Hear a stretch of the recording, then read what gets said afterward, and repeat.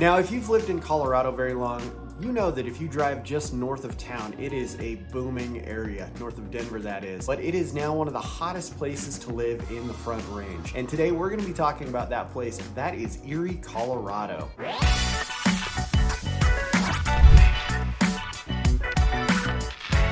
Hey everybody, welcome back to the channel. This is Living in Colorado. I am Joe Benjamin with Great Life Colorado. I am glad you are here. If you haven't already, please go ahead and hit that like and subscribe button. You'll get notified anytime I make some new content telling you all about the great things to do here in Colorado, places to live, things to see, all of that great stuff. And as always, I am a licensed realtor here in the state of Colorado. So please, if you have any questions, hit me up. My phone number is right there, or send me a message on my website right here. I am a one-man shop, so I am the one answering the calls and taking those emails. Anyways, let's get to it. So if you have been in Colorado for any amount of time, you know that we have had just an explosive amount of growth. And a lot of that is happening on the north side of Denver all the way up towards Fort Collins. Now, one of these places that's experienced some extreme growth is Erie, Colorado. Now, this town is a adorable little town north of Denver metro area, about 25-30 minutes or so, not very far, but it is just one of the best places that you could consider moving to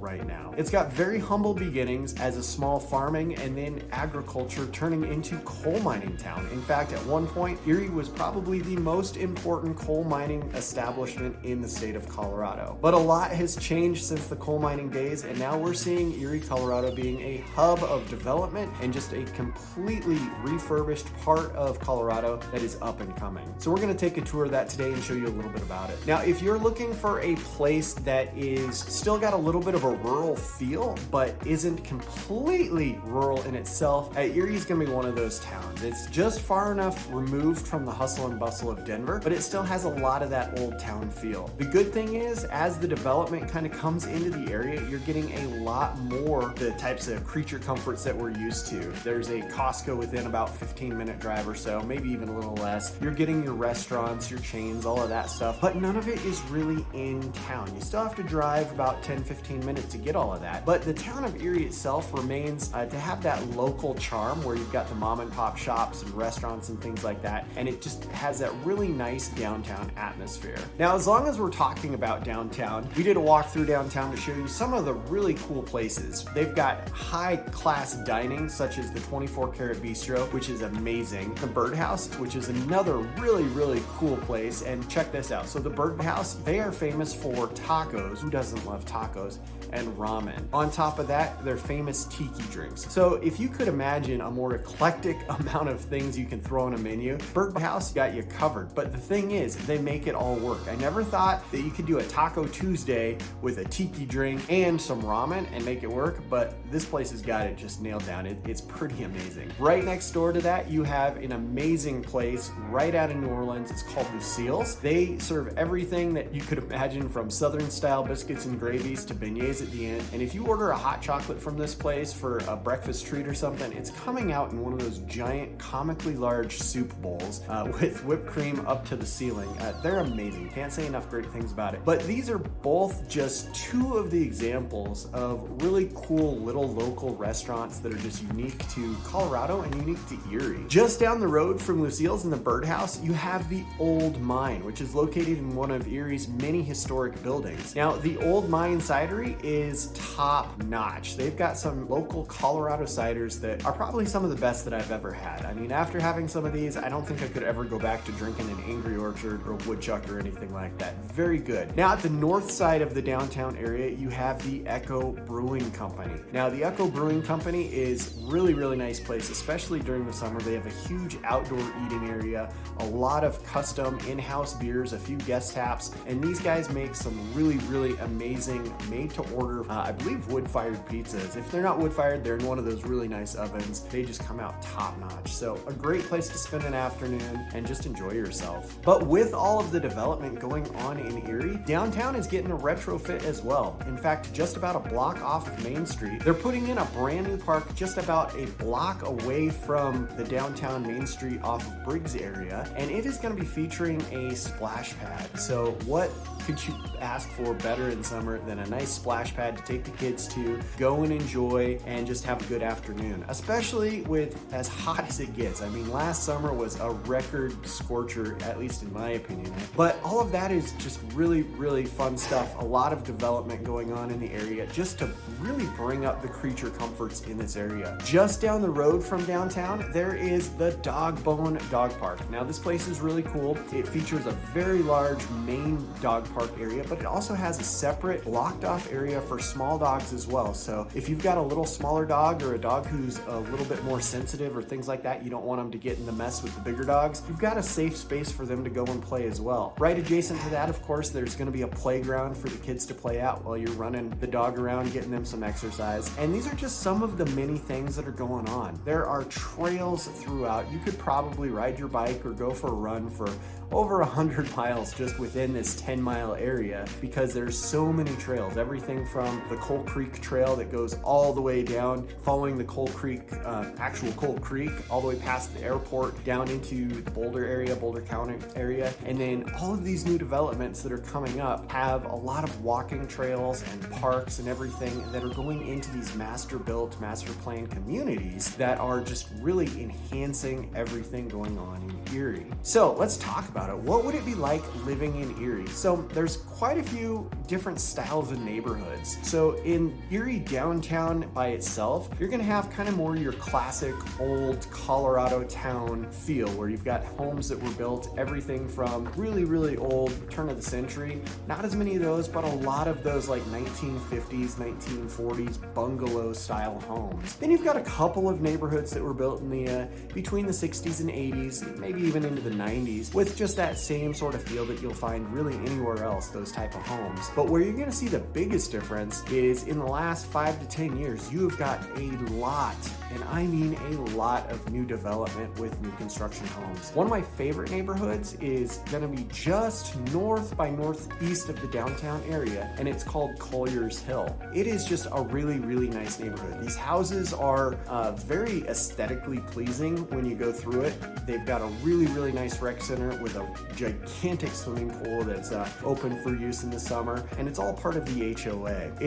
One of the many neighborhoods in the area. Really, really nice houses. They have everything from ranch style houses that are going to be a little bit more modest, 2-story with a massive walkout basement. Some of these houses can get pretty pricey, upwards to over $1 million. Your entry level for Collier's Hill is probably going to be around $700,000. There's also the Erie Commons, which is going to be down near the rec center, and those houses are a little bit more moderately priced, somewhere in the $500,000 to $600,000 range. And then just north of town as well, there's another master-built community called Morgan Hill. Some of these houses are going to be starting around $600,000, but can be custom built all the way up to infinity, basically. And with that, a lot of these homes there's multiple builders in the area. You have Lennar, Richmond American Homes, Century Communities, and a few others. So if you're looking for something specific, I know there's still lots of lots available, at least at the time of filming this, that you can custom build and spec out that house however you want. Now, something really unique about Erie, Colorado is it's got a pretty rich history in being friendly in the aviation sense. So down at the Erie Municipal Airport, it is a public use airport on the west side, and then on the east side, it is a private airport. That means that if you are a pilot or aviation enthusiast, you can have a hangar with your own private airplane right there on your own properties. We were talking a little bit about housing price. So a lot has happened since the last time we did a video about Erie, but right now the average home sale price in the Erie area is going to be around $770,000. And in some cases,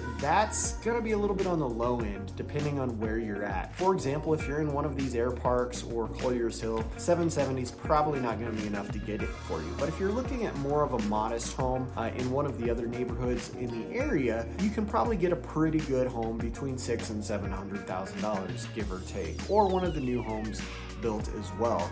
That being said, right now, as of April 2023, Erie is still selling at about 100.8% of list price, meaning we're still selling homes in this area slightly over asking price. Now, how that is going to play out during the rest of the 2023 season, I couldn't tell you. And I'll probably make a video here in a little bit when we get into fall and tell you how it all worked out. But for right now, we're still seeing a very, very strong market in Erie. So whether you're looking to sell or move into the area, each little neighborhood in the Colorado area has got its own feel and vibe with what's going on in the market, but Erie's still really, really strong. As far as lifestyle, things I love about Erie. So anytime you go downtown to downtown Erie, entire street is lined with cars in the parking spots and people are down there. For a little town that's kind of in the middle of nowhere, or historically was, it's got a pretty busy downtown vibe. All of the restaurants are top-notch, 4 or 5-star ratings, really good. People love them. They're always packed. Reservations recommended at most places. The bottom line is it's good, it's high quality, people like it. Erie has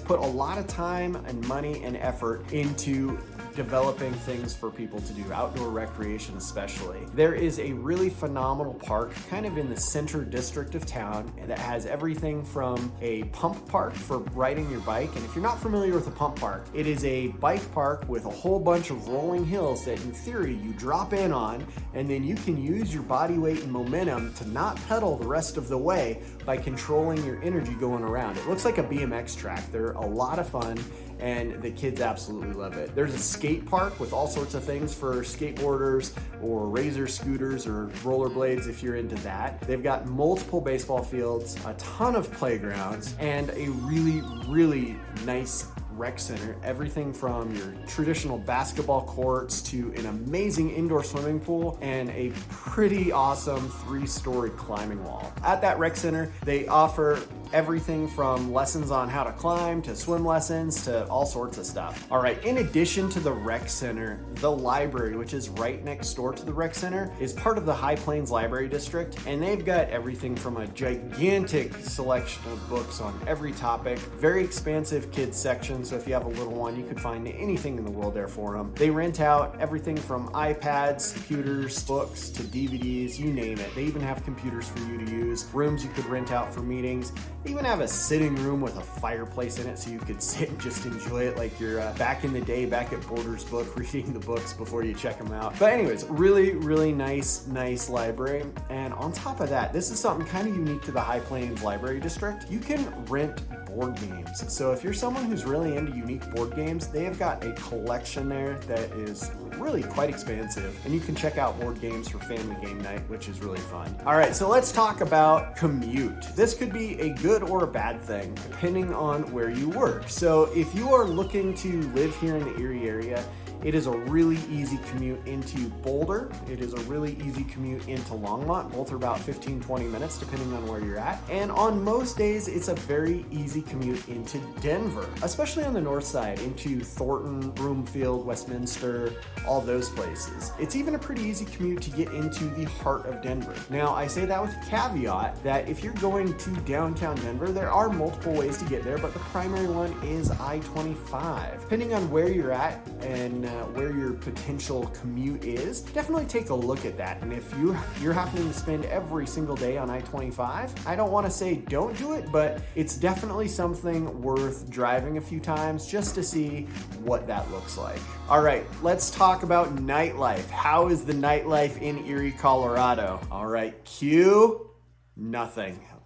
Erie does not have a nightlife. I'm sorry to tell you. Being a small town, kind of rural in its roots and history, Erie is one of those places that you can go out to the microbrewery and have a couple beers and enjoy yourself. There's a couple of sports bars where you can stay a little bit later, but overall, it's not a nightlife town. This is just one of those places where between 10 p.m. at most places and midnight at a few of the others, it's just gonna shut down. And even the couple of midnight ones, there's a couple of sports bars on the south side of town in some of the newer areas that might stay open, but overall, this is not a place where you're gonna go out for a night on the town and be out till 2, 3 in the morning just living it up. By all means, put this on the map as a place that you wanna check out. It's close to everything you probably wanna do and not too far away from anything that you need to do. So great place, short drive to Rocky Mountain National Park, easy hour and a half to Breckenridge, awesome spot.